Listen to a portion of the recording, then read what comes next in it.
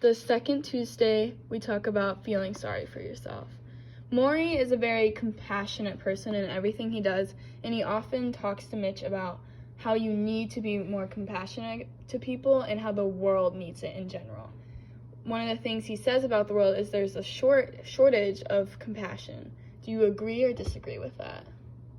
I definitely agree. Most people just do what they want and, like, expect to get what they want rather than showing, like, compassion for other people.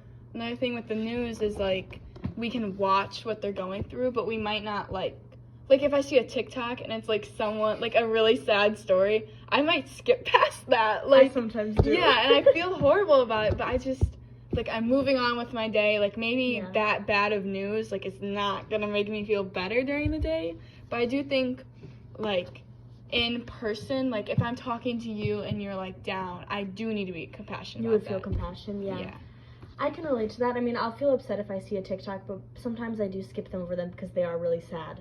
But, I mean, if I was in person and I saw someone crying, I'd ask them what's wrong and I'd try to comfort them. Or, like, if something was, like if I saw a homeless person, I'd give them some food. I'm not just going to drive past them. But I think at this time, like, if we go back to their time of World War II, there was definitely, like, either so mumuch compassion or literally none. Because that's, like, that was the Holocaust, right? It was. Okay, I'm just making sure. Because, like, that was World War II, wasn't it? Yeah, but this was World War II. Oh, it was? Yeah, I don't know about World War One. That would have been so long ago. Oh, my God. But that was definitely a time where people needed compassion in their lives, especially from, like, the world. Like, not just the United States. Like, the whole world. Like, Germany and Britain and all that. Yeah. So, one thing that goes along with that is the lack of mourning. Do you think people, like, are more against their feelings now? I think at that time there was a lot of death. Yeah. A lot of people not necessarily passed over it, but I mean, there would be one death and then another, like, right after the other. It became too normal to, like, really, I don't know, for it to really take you out of, like, your body and be like, oh my goodness, I just died. But I feel like if it was someone closer to you, like Mitch and Maury, that it would become, like, really upsetting. Yeah, it would be especially upsetting for them.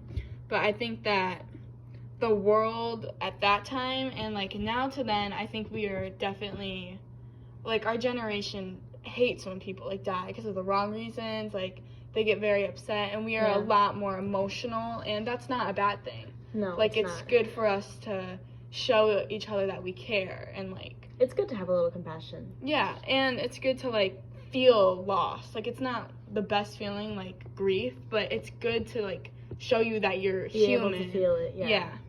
So Maury says that through his hardships, he's been concentrating on the good things. Do you think that would be a good thing to do if you were in his situation?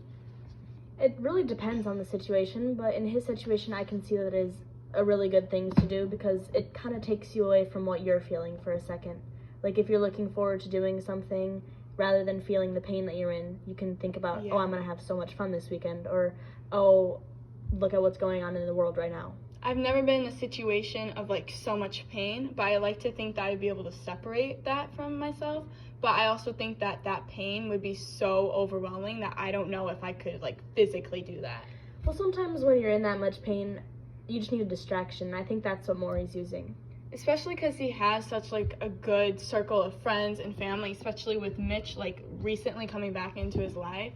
He, like, has so many things that he can, like, grab onto.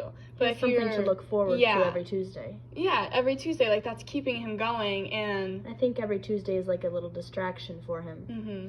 But Mitch doesn't know, like, what's going on, like, the other 6 days of the week when he's, like, left alone.